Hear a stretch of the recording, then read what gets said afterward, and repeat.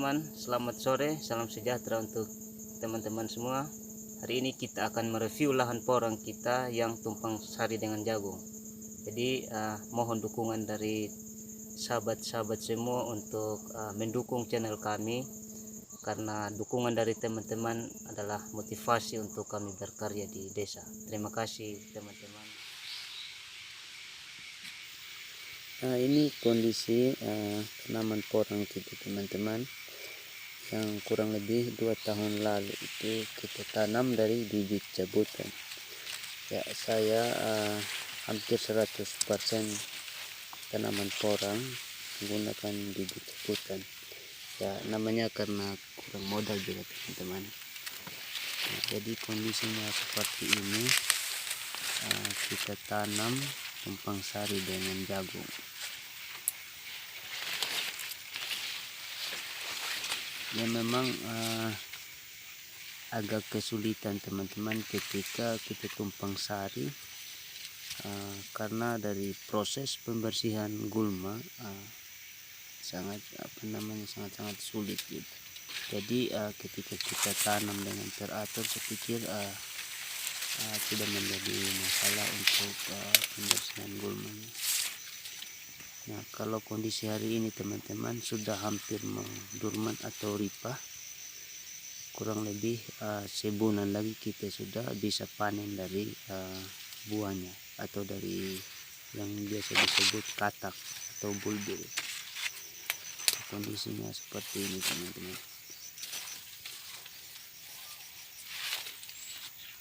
Jadi mungkin beberapa dari teman-teman juga agak sulit untuk budidaya porang ini karena sulit mendapatkan bibit. Nah, saya sangat beruntung teman-teman, saya tinggal di desa, dan di desa itu sangat terjangkau untuk kita cari di hutan, bahkan di pekarangan rumah juga ada teman-teman. Ya, jadi porang ini tumbuh di mana saja, apalagi ya berada di desa, di kampung teman-teman. Tanaman ini sangat banyak.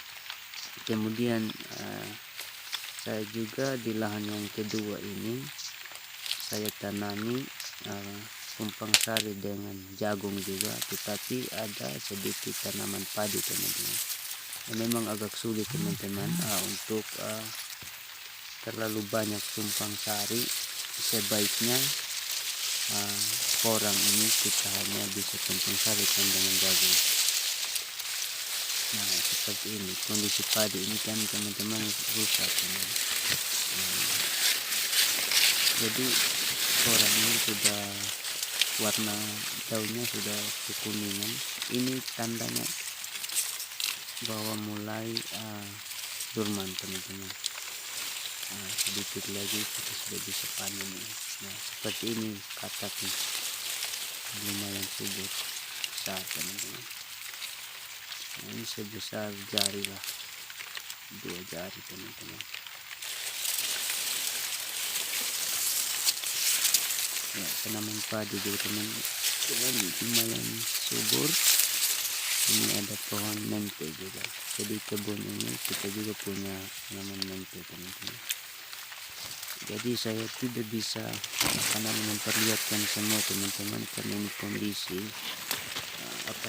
rintik juga, masuk di sela-sela padi juga agak sulit teman-teman. Jadi saya hanya perlihatkan yang ada di pinggir situ. Nah, seperti ini teman. Nah, kataknya subur sekali.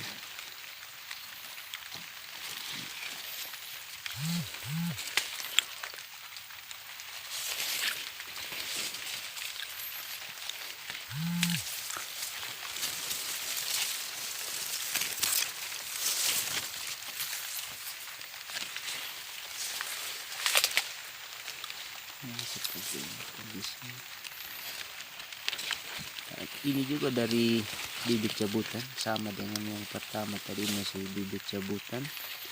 Cuma teman-teman, bibit cabutan itu kita tanam sistem potesan. Jadi kita ambil dari hutan itu yang agak umbinya agak besar, kita potong batangnya, lalu kemudian kita bawa umbinya. Seperti itu. Jadi kalau tanam misalnya di musim-musim sekarang, misalnya di bulan Februari atau bulan Maret, memang sudah tidak bisa tumbuh lagi teman-teman ketika kita menggunakan bibit petesa. Jadi kita tunggu musim berikut sehingga bisa tumbuh. Nah, ada salah satu pohon ini yang sudah dorman ternyata teman-teman. Nah, ini sudah bisa diambil buahnya. Nah, ini sudah dorman. Memang ketika kita petik langsung sebetulnya tidak boleh, tetapi kalau buahnya sudah lepas seperti ini, tentu sedikit sudah bisa lepas, boleh kita ambil teman-teman. Nah, ini sudah dorman teman-teman. Nah, jadi bulbilnya ini atau yang disebut katak kita sudah bisa gunakan untuk bibit musim berikutnya teman-teman. Memang harga untuk bibit katak ini sangat-sangat mahal ketika kita lihat dari harga pasar tahun sebelumnya itu mencapai sekitar 200-an, bahkan pernah di harga 300-an teman-teman. Tetapi untuk hari ini memang sudah bisa terjangkau lah. Nah, jadi teman-teman yang ingin membudidayakan tanaman porang ini bisa untuk kita kerjasama. Misalnya teman-teman ingin uji coba dulu beberapa bibit, boleh kita berbagi teman-teman. Nah, jadi teman-teman, saya mulai budidaya ini dari tahun 2019. Saya sudah mulai menanam dari bibit sebutan. Saya juga pernah mengupload video ketika saya mengambil dari hutan dan bagaimana membedakan mana yang porang, mana yang bukan porang. Jadi kita harus tahu juga mana yang porang, mana yang bukan. Seperti ini teman-teman. Jadi dari semua jenis porang ini saya menggunakan bibit sebutan teman-teman, karena kalau mau beli katak lumayan mahal teman-teman.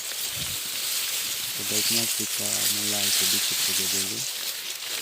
Kalau memungkinkan kita manfaatkan lahan pekarangan kita untuk kita uji coba.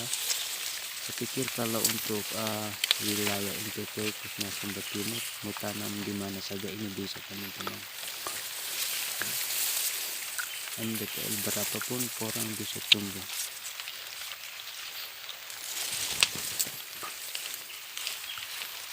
Nah, seperti ini teman-teman. Ini kebun kita tanam padi, jagung, dan porang. Seperti ini kondisinya. Kalau sudah menguning seperti ini tandanya porang sudah dorman. Seperti ini. Nah, sekitar bulan April ini kita sudah bisa panen umbinya teman-teman.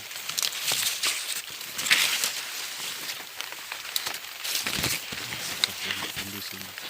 Memang daunnya agak hitam teman-teman ya. Daunnya agak hitam karena sekitar 2-3 minggu yang lalu tidak pernah hujan. Jadi kekeringan seperti ini teman-teman. Jadi daunnya seperti terbakar gitu. Tapi tidak mempengaruhi juga daripada pertumbuhan porang kita. Ya, karena namanya cuaca seperti itu ya, kita tidak bisa menyalahkan alam teman-teman. Nah, ini hampir ya sebesar kaki saya.